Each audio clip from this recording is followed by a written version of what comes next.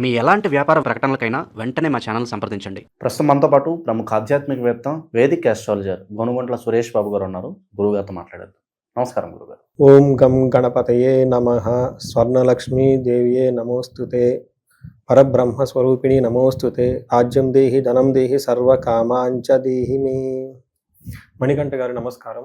గురుగారు, ఫిబ్రవరి మాసం విశేషంగా మనకి ఈ మాసంలోనే మహాశివరాత్రి ఉంది. సో మీనరాశి వాళ్ళకి ప్రత్యేకంగా ఈ నెల ఎలా ఉండబోతుంది, మహాశివరాత్రిని ఎలా వినియోగించుకుంటే ఈ మాసం వీళ్ళకి ప్రత్యేకంగా ఉంటుందంటారు? సో మీనరాశి 2025లో బాగా సఫర్ అయిన రాశులు వీళ్ళు ఒకళ్ళు. 2026లో కూడా వీళ్ళకి ఇంపాక్ట్ వీళ్ళకి కొంచెం ఉంటుందండి. ఎందుకంటే వీళ్ళకి ఏలినాటి శని బాగా పీక్ స్టేజ్లో ఉంది అన్నది వాళ్ళు గ్రహించుకోవాలి, ఫస్ట్ యాక్సెప్ట్ చేసుకోవాలి. ఉంటే ఏంటి, స్లోగా ఉంటుంది, దూకుడుగా వ్యవహారం ఉండదు. ఉంటే ఏంటి, ఇంతకుముందులాగా మన ఇష్టం వచ్చినట్టు బిహేవ్ చేస్తే కుదరదు, చాలా డిసిప్లిన్డ్గా ఉండాలి. ఉంటే ఏంటి అంటే ఆధ్యాత్మికంగా ఇంటర్నల్గా మిమ్మల్ని మీరు అసెస్మెంట్ చేసుకోవాలి. బయట వాళ్ళని చూసి మీరు అసెస్మెంట్ చేసుకోవటం కాదు. ఇలా చేసుకుంటూ వెళ్ళిపోతే స్లోగా, స్టడీగా, కాన్స్టెంట్గా ఉంటే వాళ్ళకి రిజల్ట్ వస్తుంది.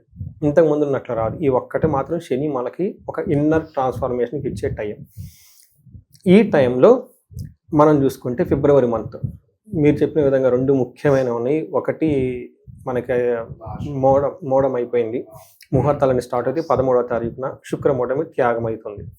తర్వాత ఏమవుతుంది, మహాశివరాత్రి వచ్చేస్తుంది. మీరు అడిగిన విధంగా ఈ మీనరాశి వాళ్ళకి ఈ మహాశివరాత్రితో పాటు అన్ని పండుగలు భక్తిగా చేసుకోవడం చాలా ఇంపార్టెంట్. బయటికి వెళ్ళి లేదేదో చేసేదానికంటే ఇక్కడ ఇంటర్నల్గా చేసుకుంటే చాలా శక్తి వస్తుంది. ఇది time for them internal, not the external అనమాట. ఎవరైతే బయటకు వెళ్ళిపోవాలంటే వాళ్ళకి కొంచెం ఇబ్బంది పడే అవకాశం ఉంటుంది. నెక్స్ట్, ఈ రాశి వాళ్ళకి ఈ మంత్లో చాలా తటస్థంగా ఉంటుంది. పెద్దగా ఇబ్బంది పెట్టేది అయితే ఏమి ఉండదు. అలా అని పెద్దగా దూకుడు వీళ్ళకేదో వచ్చేస్తుంది అన్నట్టు కూడా ఏమీ ఉండదు. ఓవరాల్గా చూసుకుంటే ఏదైనా గ్రహం వీళ్ళకి ఇబ్బంది పెట్టాలి అనుకుంటే ఆ గ్రహం ఇబ్బంది పెట్టే పరిస్థితిలో లేదు. ఏదైనా గ్రహం విపరీతంగా వీళ్ళకి లక్కునిస్తుందంటే అలా కూడా లేదు. టోటల్గా న్యూట్రల్గా ఉండే ఒక మంత్ మనం అనుకోవాలి. అది కూడా ఒక లక్కే. ఎందుకంటే ఈ ఏలినాటి సమయంలో అలా తటస్థంగా ఉండటం కూడా చాలా వరకు ఇంప్రూవ్మెంట్ ఉన్నట్టు గమనించుకోవాలి. ఇందులో నక్షత్రాలు చూసుకుంటే పూర్వభాద్ర 4వ పాదం, ఉత్తరాభాద్ర 1, 2, 3, 4 పాదాలు, రేవతి 1, 2, 3, 4 పాదాలు అంతా మీనరాశిలో ఉంటారు. నెక్స్ట్, మనకు సూర్యుడి యొక్క సంచారం మనం గమనించుకుంటే మిగతా ఏ గ్రహాలన్నీ ఇందులో ఉన్నాయంటే ఫస్ట్ మనం చూసుకుంటే 3వ తారీఖున బుధుడు ఫిబ్రవరి మంత్లో ఎంటర్ అవుతూ ఉన్నారు. మార్పు చలనం ఉంది కుంభరాశిలోకి. సూర్యుడు వచ్చేటప్పటికి 13వ తారీఖున, తర్వాత శుక్రుడు 6వ తారీఖున, దీంతో పాటు కుజుడు మంత్ ఎండ్లో మూవ్ అవుతూ ఉన్నారండి. ఈ మూవ్ అయ్యే దాన్ని బట్టి మనం చూసుకుంటే వీళ్ళకి ఎలా ఉంటుందంటే ఫస్ట్ ఇందులో ఉన్న కొన్ని నక్షత్రాలు మనం పేరు నేమ్ లెటర్ మర్చిపోయామండి. డి, దు, శం, ఝ, దా, దే, దో, చాచి అన్న లెటర్స్ అంతా కూడా వీళ్ళకి ఈ రాశిలో ఉన్న వాళ్ళకి వస్తుంటుంది. ఇన్ని గ్రహాలు మారటంతో వీళ్ళకి అలా ఉంటుంది. దీనికి సూక్ష్మ గోచారం, లఘు గోచారం అంటారు. ఇది మన మహర్షులు చెప్తారు.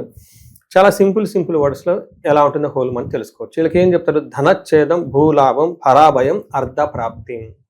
ఇది సంస్కృతం.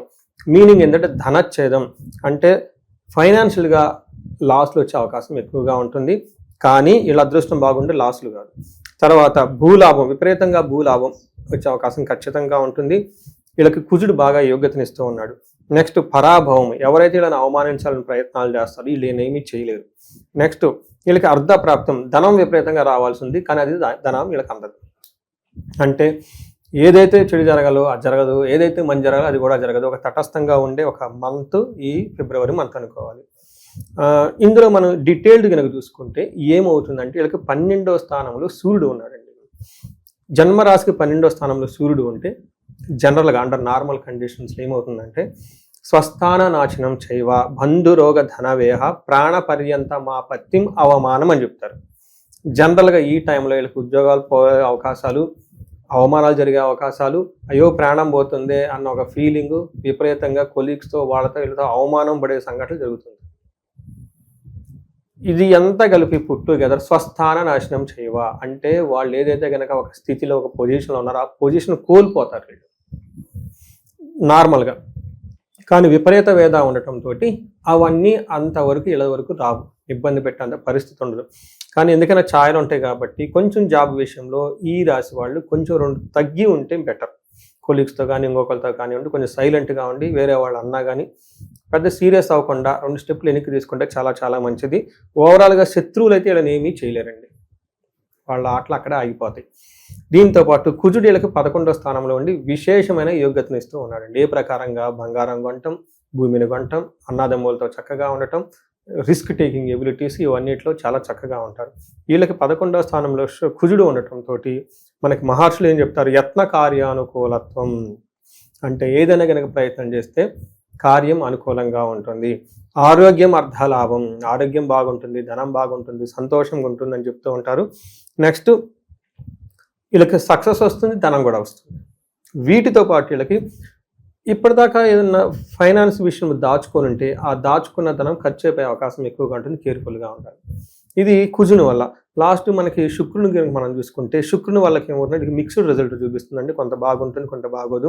బట్ శుక్రుడు వల్ల కూడాను రావాల్సిన ఏమైనా ప్రాబ్లమ్స్ ఉంటే అవి వీళ్ళకి జరగవు. బట్ జనరల్గా ఏం జరగాలంటే కష్టపడటం, తర్వాత భయపడటం, వ్యవసాయం కానీ బిజినెస్ లాంటిలో చేస్తే ఆటంకాలు వచ్చి సరైన ప్రాఫిట్స్ రాకుండా అవకాశం ఎక్కువగా ఉంటుంది, లాభాలు ఎక్కువగా రావు. కానీ విపరీత వేద కాన్సెప్ట్ ద్వారా శుక్రుడు కూడా తటస్థంగా ఉండి వీళ్ళకి అంత చెడు జరగకుండా కాపాడుతూ ఉన్నారు. ఒక రకంగా ఇటు అటు ఏది చేసినా కానీ తటస్థంగా ఉండటం లేదా కొంచెం ప్రాఫిటబుల్గా ఉండే అవకాశం వీళ్ళకి చాలా ఎక్కువ ఉందని గమనించుకోవాలి ఈ రాశి వాళ్ళండి. ఇంకా గురుగారు, ఈ రాశిలో ఏ నక్షత్రాలు ఉంటాయి, వాళ్ళకి ప్రత్యేకంగా ఈ నెల ఎలా ఉండబోతుంది? సో ఇందులో పూర్వభద్ర, ఉత్తరభద్ర, రేవతి 3 నక్షత్రాలు ఉంటాయండి. ఇందులో నక్షత్ర ప్రకారం చూసుకుంటే పూర్వభద్ర వాళ్ళకి ఫస్ట్ క్షేమంగా ఉంటారు, హ్యాపీగా ఉంటారు, లాభప్రదంగా ఉంటారు. ఉన్న ఊరు నుంచి కొంచెం దూరం వెళ్ళి ట్రావెల్ అయ్యి చేసే అవకాశం ఎక్కువగా ఉంటుందని గమనించాలి. తర్వాత ఉత్తరాభద్ర నక్షత్రాలకు లాభప్రదంగా ఉంటారు, క్షేమంగా ఉంటారు, సౌఖ్యంగా ఉంటారు, వస్త్రలాభం అంతా బాగుంది. బెస్ట్గా బాగా ఎంజాయ్ చేసే నక్షత్రం ఏదైనా ఉంటే ఉత్తరాభద్ర అని చెప్పుకోవాలి. ఒక్క విషయంలో కేర్ఫుల్గా ఉండండి, హెల్త్ కాంప్లికేషన్స్ ఉండే అవకాశం ఉంది. Lastly Revathi, very important. వీళ్ళకి క్షేమంగా ఉంటారు, ఫారిన్ అలాంటివి వెళ్ళే వాళ్ళకి అవకాశం ఎక్కువగా ఉంటుంది, వస్త్రలాభం ఉంటుంది, క్షేమంగా ఉంటుంది. అతిగా భయపడే అవకాశం ఎక్కువగా ఉంటుంది. వీళ్ళకి ఏదో ఒక విషయంలో అతిగా భయపడే అవకాశం ఎక్కువ ఉంటుంది కాబట్టి ఇది గమనించుకొని అంతగా పడవలసిన అవసరం అయితే ఉండదు వీళ్ళకి. ఇక గురుగారు, ఇంకా విశేషంగా బాగుండాలంటే ప్రత్యేకంగా ఈ నెల ఎటువంటి పరిహారాలు చేసుకోవాలి? అలాగే ప్రత్యేకంగా మనకి ఎగ్జామ్ సీజన్ నడుస్తుంది ప్రస్తుతానికి. సో స్టూడెంట్స్ అందరికి కూడా పెద్ద పెద్ద పరీక్షలు ఉన్నాయి. మరి బాగా పర్ఫామ్ చేయాలన్నా, వాళ్ళు ఆశించిన రిజల్ట్స్ రావాలన్నా కూడా దానికి సంబంధించి కూడా మంచి పరిహారాలు తెలియజేయండి. సో ఫస్ట్ నార్మల్ పరిహారం ఏమిటి, శనికి పిప్పలాద స్తోత్రాన్ని ప్రతి ఒక్కరు ఉదయం సాయంత్రం చదువుతూ ఉండాలి. 2 శనికి సంపూర్ణ శాంతి పూజలు అంటారంటే జపాలు, దానాలు, తర్పణాలు చేసుకుంటూ ఉండాలి. శనికి సంబంధించి అధిష్టాన దేవత దక్షిణ కాళి అని ఉంటారు అమ్మవారు. ఆ అమ్మవారికి మంత్ర జపం చేయించుకుంటూ ఉండాలి. వీటితో పాటు వీళ్ళంతా వీళ్ళకి శనికి తైలాభిషేకం చేయించుకోవటం, హనుమాన్ చాలీస చదువుకోవడం చాలా చాలా ముఖ్యం. ఈ పర్టికులర్గా ఈ ఫిబ్రవరి మంత్ చూసుకుంటే ఆదిత్య హృదయ స్తోత్రాన్ని చక్కగా చదువుకోగలిగితే ఒక 40-41 డేస్ ఇలాంటి జాబ్లో ఏదైనా ప్రాబ్లం వచ్చినా కానీ ఖచ్చితంగా వీళ్ళకి ఎఫెక్ట్ కాకుండా ఉండే అవకాశం ఎక్కువ ఉంటుంది. ఇది అంతా మనం జనరల్గా చేసేది. అయితే మీరు ఇప్పుడు అకేషన్ అంటే ఎగ్జామ్స్ కాబట్టి అండి, మనకి ఇంజనీరింగ్ సీట్ల గురించి కానివ్వండి, ఇంటర్మీడియట్ 10th క్లాస్, తర్వాత ఇలా ప్రొఫెషనల్ కోర్స్కి ఎంటర్ అయ్యే వాళ్ళంతా చాలామంది ప్రిపేర్ అవుతూ ఉంటారు. వీళ్ళకి మా క్లయింట్లకి మేమేం చేస్తామంటేనండి 3 రకాల దేవతలు అంటారు విద్యకు సంబంధించి. ఒకటి మేధా దక్షిణామూర్తి, బాగా జ్ఞానాన్ని, శివుడికి సంబంధించిన అవతారం. నెక్స్ట్ విష్ణుమూర్తికి సంబంధించి హయగ్రీవ మహామంత్రం అని ఉంటుంది, అది కూడా కొంతమందికి గైడెన్స్ ఇస్తూ ఉంటాం. లాస్ట్లో నీలా సరస్వతీదేవి అని అమ్మవారు అంటారు, అమ్మవారిని కూడా సజెస్ట్ చేస్తాం. ఎవరికంటే వాళ్ళు ఇండివిజువల్ జాతకం చూసి జాతకం ప్రకారం పంచమాధిపతికి సంబంధించిన దేవతని బట్టి వీళ్ళకి ఏ దేవత యొక్క హోమం చేస్తే బాగుంటుంది, ఏ దేవత యొక్క పాశుపతం చేస్తే బాగుంటుంది, ఏ దేవత యొక్క జపాలు చేస్తే బాగుంటుంది అని చేసి వాళ్ళకి హారోస్కోప్గా అనుగుణంగా గుర్తుండటానికి, గుర్తున్నదాన్ని రీప్రొడ్యూస్ చేయడానికి, ఆ తర్వాత ఈ ఎగ్జామ్ ప్రెషర్స్ అన్ని తట్టుకోవటానికి, ఎగ్జామ్స్లో మనకేమవుతుందంటే అండి ఈ సక్సెస్ మెయిన్ ర్యాంక్స్ అవన్నీ రావడానికి ఇవి మేము ఎన్నో చేయించున్నామండి. ఓకే, లాస్ట్ ఇయర్ అంతకుముందు ఇయర్ చాలా చేయించున్నాను అనమాట. ఎక్కువగా ఫిబ్రవరి, మార్చ్ అప్ టు మే వరకు చాలామంది చేయించుకుంటూ ఉంటారు. ఇలా మేధా దక్షిణామూర్తి హోమము లేదంటే పాశుపత అభిషేకం ఇవన్నీ చేయించుకుంటూ ఉంటే చక్కగా వాళ్ళు పెట్టే ఎఫర్ట్కి ఇవి యాడ్ అయితే ఇంకా 10 times రిజల్ట్ ఉంటుందండి. సో ఇవన్నీ ఫస్ట్ ఒకసారి జాతకం చేయించుకుంటే చాలా బాగుంటుంది. అందులో మీనరాశి వాళ్ళకి కొంచెం శని ప్రభావంతో స్లోగా ఉంది కాబట్టి ఇవి చేయించుకుంటే ఇంకొంచెం వాళ్ళు ఫాస్ట్గా వెళ్ళి ముందుకెళ్ళి మంచి మంచి ర్యాంకులు తెచ్చుకోవడానికి అవకాశం ఉంటుందండి. ఓవరాల్గా మీనరాశి వాళ్ళకి ఈ మాసం ప్రత్యేకంగా అన్ని విధాలా మంచి జరగడానికి ఎటువంటి పరిహారాలు చేసుకోవాలి, ఏ విధంగా ఉంటుంది చాలా బాగా వివరించారు. ధన్యవాదాలు. ధన్యవాదాలు.